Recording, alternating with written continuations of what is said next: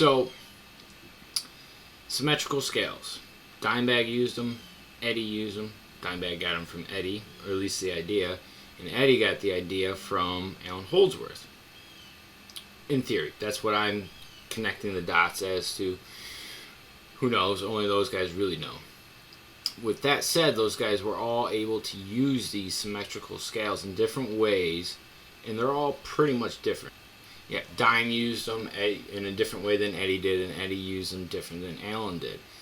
So, as I said, we're going to dive into it a little bit, add some theory to it, but not too much, because there was this secret that these guys had, that they would use this and not use the theory too much. They would just play these patterns and resolve it really well. And in the process of doing so, they would obtain these altered scales and altered sounds that had like jazz and modern classical sounds to them. So the one Dimebag scale that I start off with, that any Dimebag fan knows, is a chromatic scale, but it's not played like a chromatic scale, like say a jazzer would, right? It's spread out. So, and you can hear that certain notes are being repeated, and then you can tell that there's that chromaticism, and it's got like a Phrygian sound to it, but it also has a harmonic minor sound to it. So the way that Dime used it was really cool, and the way he would resolve it. And so we're in the key of E, and he's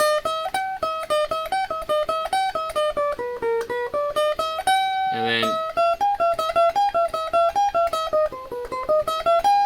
he would do those things, and it sounded really cool, but it was really simple, really basic. The hard part was technically playing it, and you could apply it to basically whatever key you're in, E, D, whatever, and it was awesome. And it doesn't sound like a jazz chromatic part. It's it's a Dimebag chromatic part. The other thing that Dime did was this hell of a stretch, which is an assortment of scales. It starts off with a half diminished, right? So it's got that flat 5 sound, and then it has the repeating notes in there. But it sounds really cool if you add that triplet sound. It sounds really far out there, and then clearly, like the way I do it, it resolves to the E, or the way he does it, it's a B flat, so it gives that E, G, B flat. That's a diminished sound, and it just resolved really cool. And the way that Dime used it, along with his little squeals and bends and stuff like that, was really cool. He used that famously in Domination. So the first riff is from Cowboys from Hell, or first lick, sorry, the first scale pattern. And then that one is from Domination, and this one's from Domination too. So it's off like in a Phrygian or half diminished sound, and then goes in that minor, and then into a dime sound. And then you could really look at it as a whole half diminished sound. So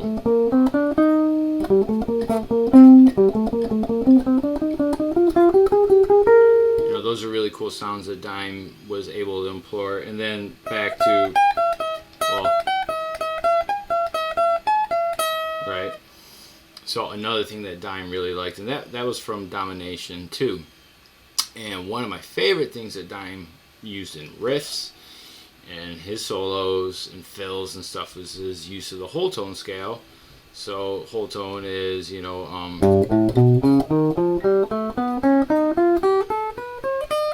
right, that sound. And Dime would use that quite often. In this solo, I use a, and then dime it with the the bend for your resolution. Now, the cool thing about this is Dime and those guys weren't really into theory. They had really good ears, and they were really good at picking out the things from players that they really liked and than resolving these things. This comes from years of practice, years of ear training via however they decided to do their ear training. But by doing this, they came up with really cool ideas that set them apart from the rest of the players.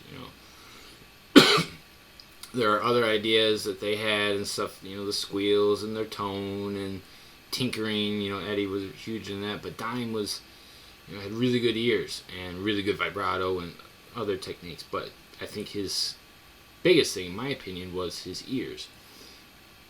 And that's what really sets him apart and also gave him the ability to use these symmetrical scales and able to resolve them or make them sound good in their riffs. I remember one thing that I took away from an interview with Dime years ago was your starting point and your starting point and your finishing point are all that matters. So wherever you start, so like say take this riff or this lick. So we're starting on a major 7 sound. There's your root, there's your major 7. That's cool. And then wherever you end, right? Then we have that sound. So major 7 with a minor 3rd, so we get that harmonic minor sound to it. And the notes in between don't matter. And in theory, that's like what Charlie Parker and Clifford Brown would use. Chromaticism, and start here, finish here, whatever is in the middle doesn't matter. Whatever the end game is, life lesson type stuff. So I use that a lot in my jazz playing. A lot of that in my chromatic playing is I take from Dime is wherever I start doesn't matter, wherever I finish, or wherever I start does matter, wherever I finish matters. Whatever's in between doesn't really matter. So take notes from that, and if you have any questions, feel free to email me.